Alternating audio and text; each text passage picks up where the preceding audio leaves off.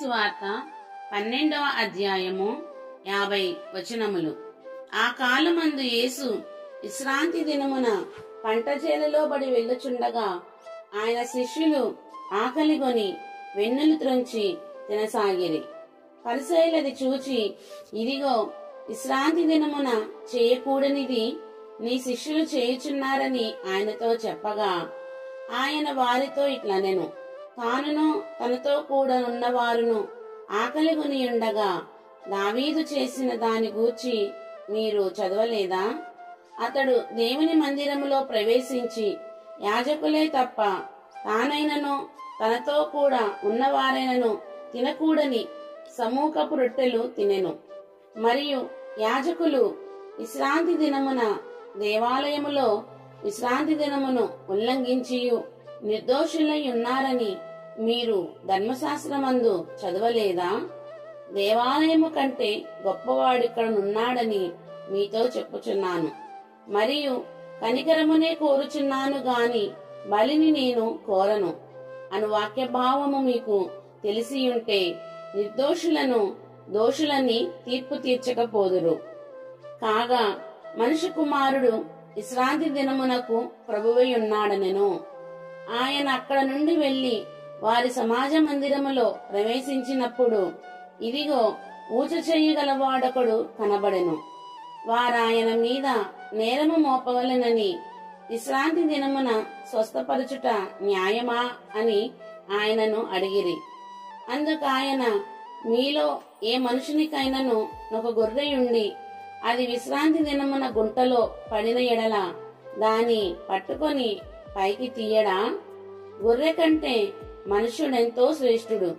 కాబట్టి విశ్రాంతి దినమున మేలు చేయుట ధర్మమే అని చెప్పి ఆ మనుషునితో నీ చెయ్యి చాపుమనెను.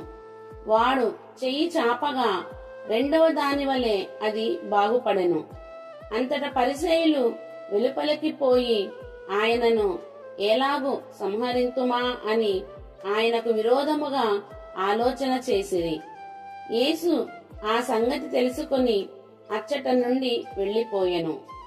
బహుజనులు ఆయనను వెంబడింపగా ఆయన వారినందరినీ స్వస్థపరచి తన్ను ప్రసిద్ధి చేయవద్దని వారికి ఆజ్ఞాపించెను. ప్రవక్త అయిన యెషయా ద్వారా చెప్పినది నెరవేరునట్లు ఇలాగు జరిగెను. అదేమనగా, ఇదిగో, ఈయన నా సేవకుడు, ఈయనను నేను ఏర్పరచుకొంటిని, ఈయన నా ప్రాణమున ఇష్టుడైన నా ప్రియుడు, ఈయన మీద నా ఆత్మ నుంచెదను. ఈయన అన్యజనులకు న్యాయవిధిని ప్రచురము చేయును. ఈయన జగడమాడడు, కేకలు వేయడు.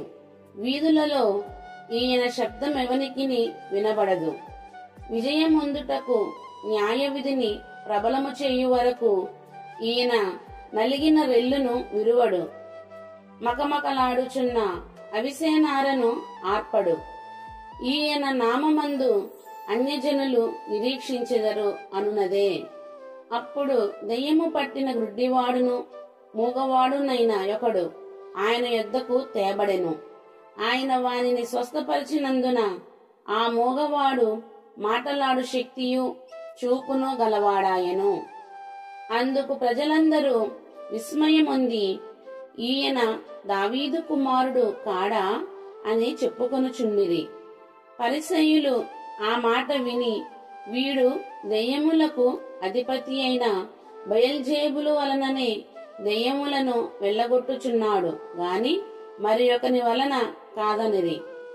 ఆయన వారి తలంపుల నెరిగి వారితో ఇట్లనెను, తనకు తానే విరోధముగా వేరుపడిన ప్రతి రాజ్యము పాడైపోవును. తనకు తానే విరోధముగా వేరుపడిన ఏ పట్టణమైనను ఏ ఇల్లైనను నిలువదు.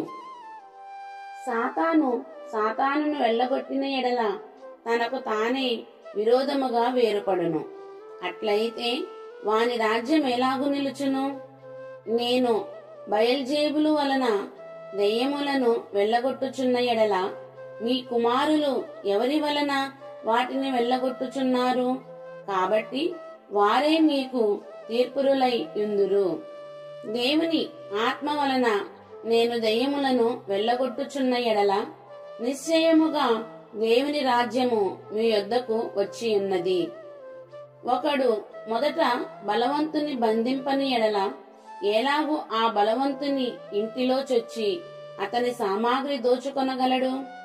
అట్లు బంధించిన ఎడల వాని ఇల్లు దోచుకొనును. నా పక్షమున నుండని వాడు నాకు విరోధి, నాతో కలిసి సమకూర్చని వాడు చెదరగొట్టువాడు. కాబట్టి నేను మీతో చెప్పునదేమనగా, మనుషులు చేయు ప్రతి పాపమును దూషణయు వారికి క్షమింపబడును గాని ఆత్మ విషయమైన దూషణకు పాపక్షమాపణ లేదు. మనుష్య కుమారునికి విరోధముగా మాటలాడు వానికి పాపక్షమాపణ కలదు గాని పరిశుద్ధాత్మకు విరోధముగా మాటలాడు వానికి ఈ యుగమందైనను రాబోవు యుగమందైనను పాపక్షమాపణ లేదు. చెట్టు మంచిదని ఎంచి దాని పండును మంచిదే అని ఎంచుడి, లేదా చెట్టు చెడ్డదని ఎంచి దాని పండును చెడ్డదే అని ఎంచుడి. చెట్టు దాని పండు వలన తెలియబడును. సర్పసంతానమా, మీరు చెడ్డవారయ్యుండి ఎలాగూ మంచి మాటలు పలుకగలరు? హృదయమందు నిండియుండు దానిని బట్టి నోరు మాటలాడును గదా. సజ్జనుడు తన మంచిదన నిధిలో నుండి సద్విషయములను తెచ్చును, దుర్జనుడు తన చెడ్డదన నిధిలో నుండి దుర్విషయములను తెచ్చును.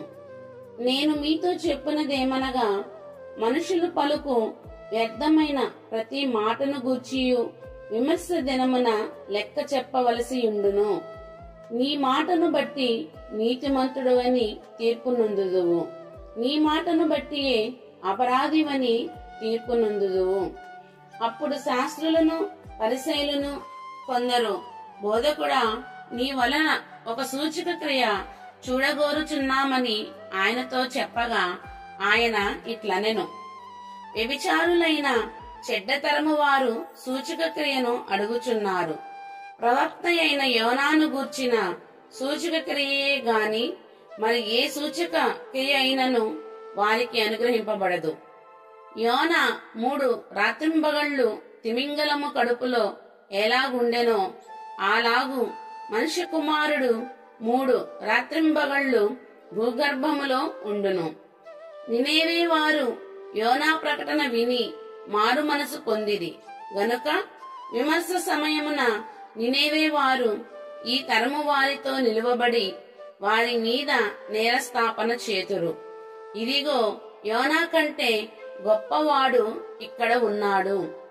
విమర్శ సమయమున దక్షిణ దేశపు రాణి ఈ తరము వారితో నిలువబడి వారి మీద నేరస్థాపన చేయును. ఆమె సొలొమోను జ్ఞానము వినుటకు భూమ్యంతముల నుండి వచ్చెను.